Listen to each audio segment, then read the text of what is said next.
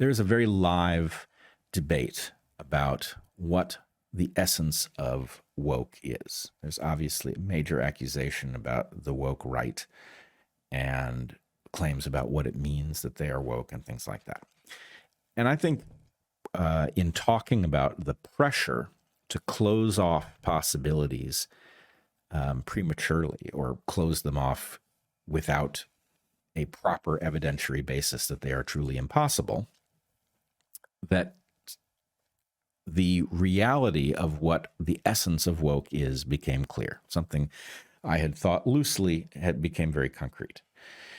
And the idea is, in a social environment, let's say it's medicine or the academy, there is a set of beliefs. Let's say it's medicine, and the beliefs are vaccines are very safe.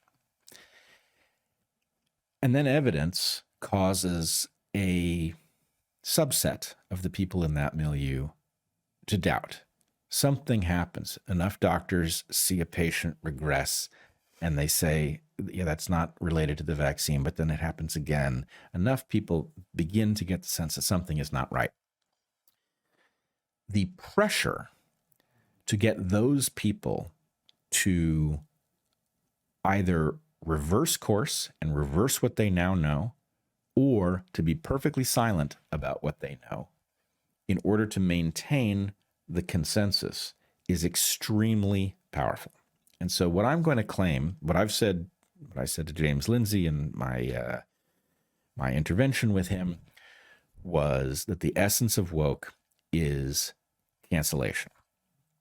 And that I don't think that term applies to anybody who's not trying to shut down the voice of others, but I think it's two pieces. There's banish, we're not going to platform you because you've lost your mind, and there's coercion. We're going to get you back on board with the consensus. And those two things are basically a choice. Either you get back on board with the consensus or you're out.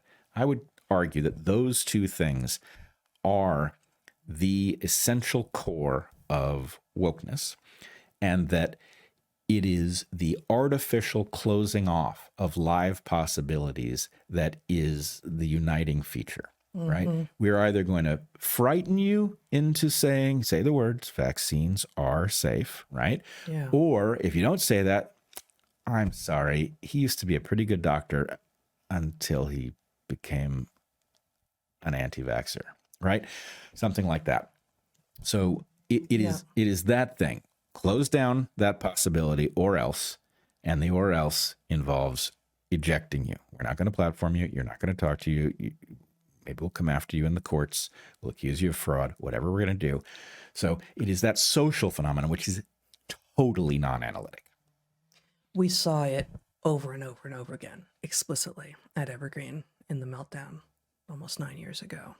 You saw a couple of very explicit personal examples in which young people whom you did not know tried to speak to you.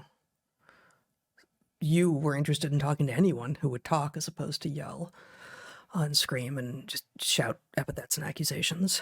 And several, as I remember, of the young people who wanted to speak to you came away from those conversations thinking, well, wait a minute, that's not what I was told that was going to be. He treated me with respect and doesn't seem to be a racist, and there's no bigotry, and it's odd. And then you saw them re-educated when they refused to continue to shout the maxims of the revolution as it was happening in front of us.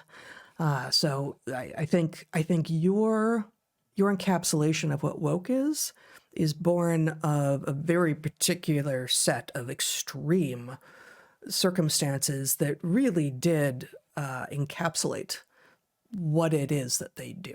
Yep. What it is, the main weaponry of the woke is. It's recollect or exercise. Yeah, we're going to intimidate you into rejoining the fold and saying the things or we're going to exile you. Yeah. Now, what I'm saying here is that woke is two things. One, woke is an ideology, which is only applicable in the one case of the woke revolution and its various beliefs about race and about trans and about Right. those things. Yeah. And then there's woke, the toolkit. Yeah. And the toolkit is wielded by others. We certainly saw it work during COVID. And in fact, at the time, I called some people medically woke because their idea was those beliefs of yours are intolerable and nobody should be talking to you, right? That's woke. That's the toolkit woke. And well, and there's a reason that it's Maoist China. Yep. It's communism wherever it has shown up. When we are aware of what the strategies are, it looks like this more or less over and over and over again. Yep, because the toolkit is a product of game theory. This is a way to it's a way to wield power that is not derived from the fact that you are correct. It is derived from the fact that you are in a position to coerce and to exile. Yeah. Yeah. I guess there may just be a disagreement. I don't really care, so not between you and me, but about what people mean when they say woke.